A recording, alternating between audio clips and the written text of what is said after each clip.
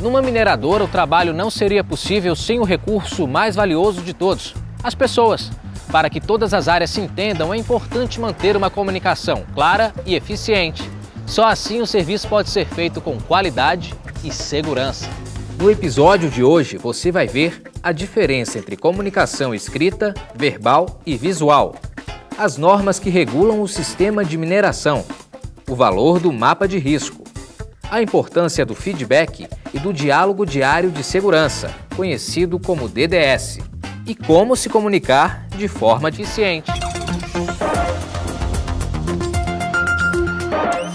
A comunicação é uma via de mão dupla. Para existir de maneira eficiente, é preciso de alguém que transmita a mensagem, o emissor, e ainda alguém que a recebe, o receptor. Por exemplo, eu estou falando com você, portanto, eu sou o emissor.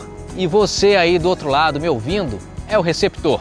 Mas apenas receber as informações sem entender o que significam não adianta. É preciso compreender o que é dito. A comunicação só se completa quando o outro lado assimila a informação.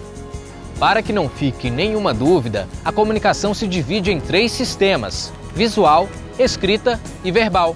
Nas mineradoras, por exemplo, a visual é feita por meio de sinalizações como placas. Você precisa delas para saber o sentido da via, se pode ou não estacionar ou ultrapassar, se existe voltagem, entre outros. Por causa da sua importância, elas devem ser mantidas em perfeito estado de limpeza e preservação. Já a escrita está presente no quadro de avisos, nos comunicados internos da empresa e nos manuais de instrução, por exemplo. Há ainda a comunicação verbal, que é a mais difundida no dia a dia. Ela é tão importante que interliga todos os setores da mina. A comunicação verbal também é regida pelas normas regulamentadoras de mineração. Quando há transporte em poços e planos inclinados, por exemplo, trabalhador e operador comunicam-se por um canal exclusivo de rádio ou telefone, utilizando os códigos, que devem estar afixados em locais visíveis. Para organizar tudo isso, uma boa prática é ter uma equipe de especialistas em segurança do trabalho e comunicação, que deve se juntar para elaborar um plano de ação específico e padronizado. O trabalho começa a partir da elaboração de um mapa de risco. Ali estão separados por grupos e cores os riscos de acidentes que existem na empresa. Vamos ver cada um deles. O grupo 1, verde, informa sobre o risco de agentes físicos, como ruídos, alta temperatura e radiações.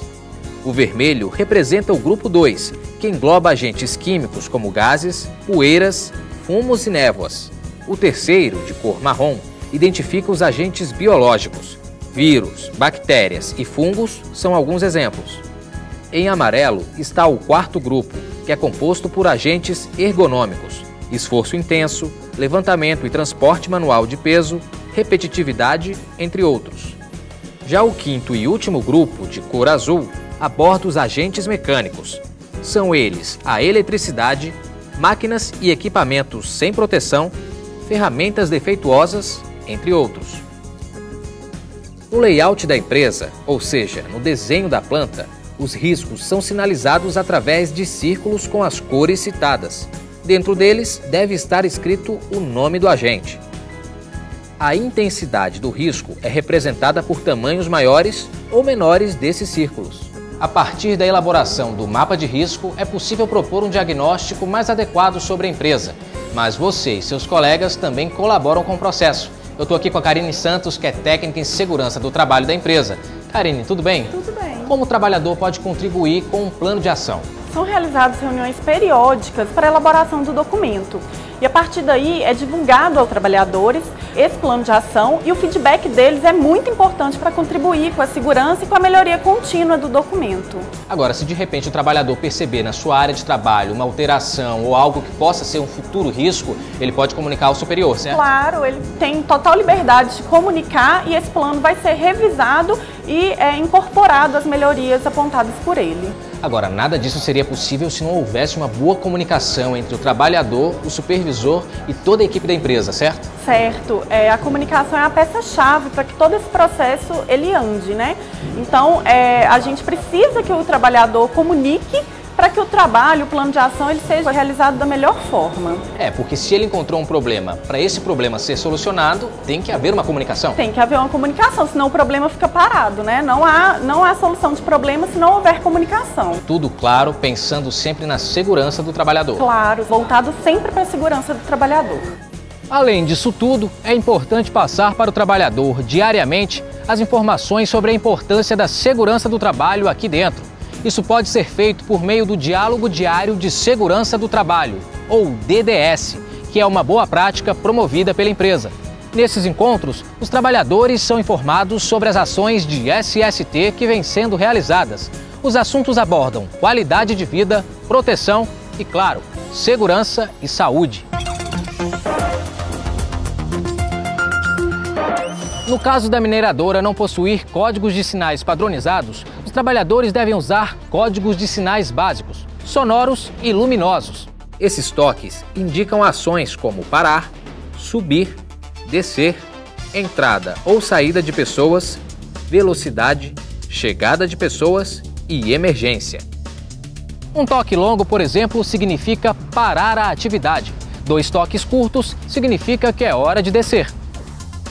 Se houver alguma falha no sistema de comunicação, o transporte deve ser paralisado imediatamente e o setor de supervisão chamado. É importante lembrar que os equipamentos de comunicação devem ser resistentes à poeira, à umidade e à estática. Agora, para reforçar essas lições, que tal ver na prática como uma comunicação eficiente pode te ajudar? Vamos supor que você esteja realizando uma atividade de perfuração e percebe que a broca está emperrada numa rocha. Caso seja um problema simples, estabeleça contato com o mecânico pelo canal de manutenção no rádio. Diga a ele, de forma clara e direta, qual o problema. Muitas vezes, as atividades aqui dentro são sensíveis e exigem a rápida comunicação. Por exemplo, a construção ou reforma de um túnel. Nesse caso, além da instalação de placas que informem os equipamentos obrigatórios e os possíveis riscos do local, a comunicação entre trabalhadores e base deve ser contínua. Para isso, o grupo que está se comunicando ativa a função de emergência no rádio. Assim, com um simples toque no aparelho, o trabalhador comunica à base uma situação de emergência. Hoje você viu a importância da comunicação visual, escrita e verbal para a sua segurança. Como se realiza a leitura do mapa de risco, a importância do DDS e o sistema de comunicação em códigos. Continue acompanhando a série para mais dicas de segurança e saúde. Eu espero você no próximo capítulo. Até lá!